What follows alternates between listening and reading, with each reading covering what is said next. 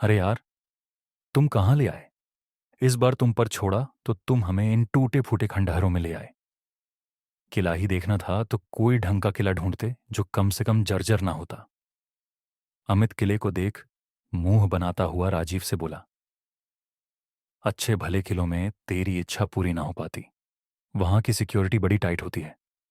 बहुत सर्च मार के मैंने इस किले का पता लगाया है जो भूतिया भी है और जिसमें सिक्योरिटी भी नहीं है।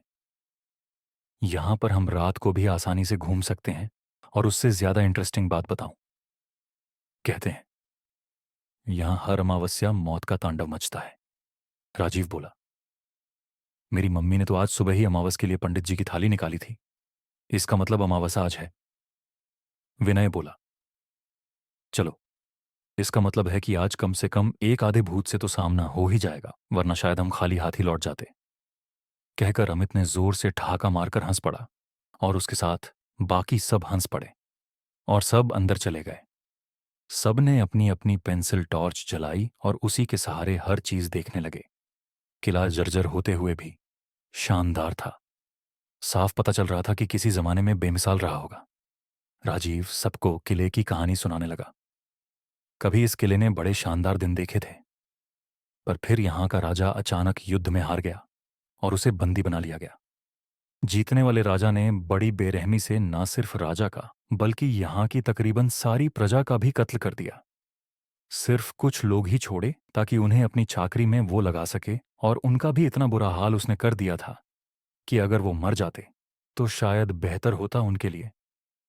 और जब जीतने वाले राजा ने इस किले में रहना चाहा तो एक के बाद एक होते हादसों ने और लोगों के साथ हुई भयानक घटनाओं ने उसे समझा दिया कि जिन लोगों को उसने बेरहमी से मारा था वो अभी भी यहीं हैं। अस्वाभाविक मृत्यु के कारण किसी की गति नहीं हुई थी। डर के मारे राजा ने किला छोड़ने का निश्चय कर लिया, परंतु जाने से पहली रात ही उसके और उसकी पूरी सेना के ऊपर किसी ने आक्रमण कर दिया।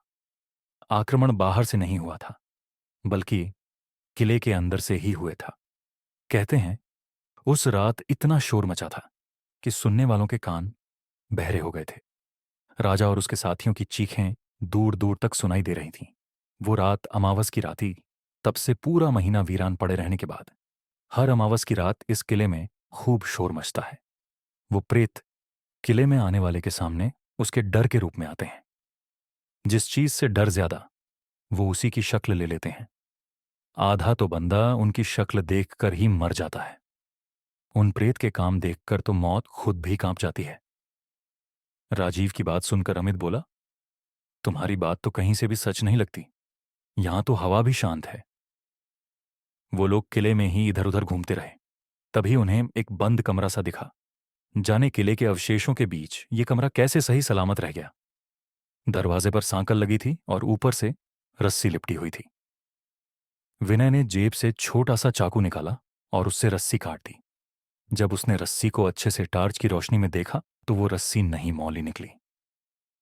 विनय ने उसे चाकू के साथ ही अपनी जब में वापस डाल लिया और कमरे की सांकल खोल दी।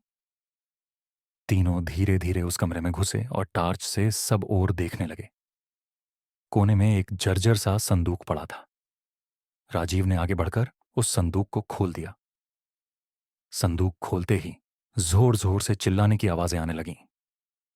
तीनों ने तंग आकर अपने कान उंगलियों से बंद कर दिए, पर शोर फिर भी उनकी बर्दाश्त के बाहर था। तभी राजीव को लगा जैसे उसके ऊपर कीड़े रंग रहे हों। उसने टार्च अपनी साइड की तो वाकई उसके ऊपर सैकड़ों कीड़े चल रहे थे। वो बहुत बुरी तरह चिल्लाया और टार्च फेंककर अपने ऊपर से कीड़े हटाने लगा, पर कीड़े तो उसके मांस के अंदर तक धंस चुके थे।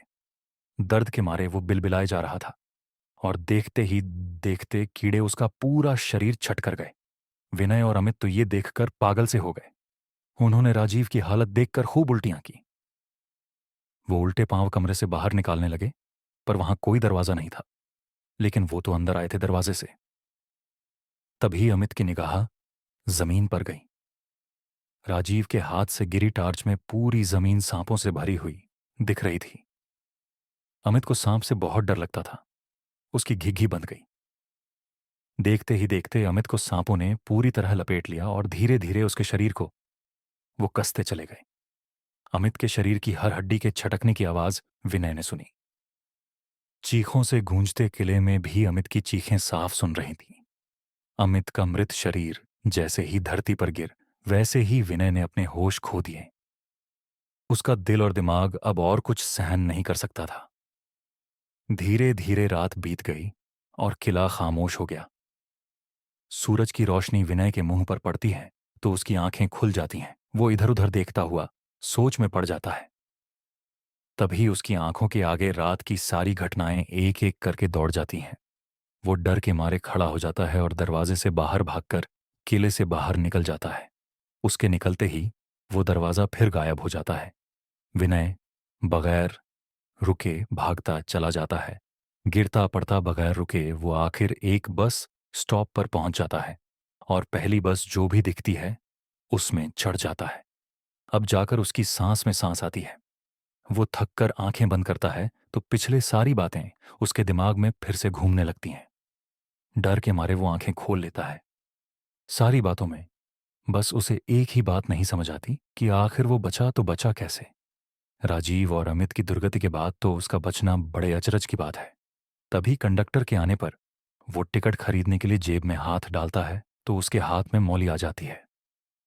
उसे देखते ही विनय समझ जाता है कि इसी के कारण वो आज जिंदा है और शायद उस कमरे के दरवाजे को सिर्फ यही मौली ही बंद रख सकती थी।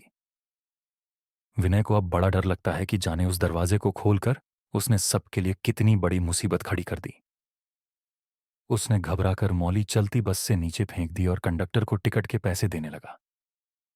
पर यह क्या, वहां कंडक्टर नहीं बल्कि प्रेत खड़ा था और देखते ही देखते पूरी बस उस किले वाले कमरे में बदल गई और अब सिर्फ शोर था और चीखें थीं।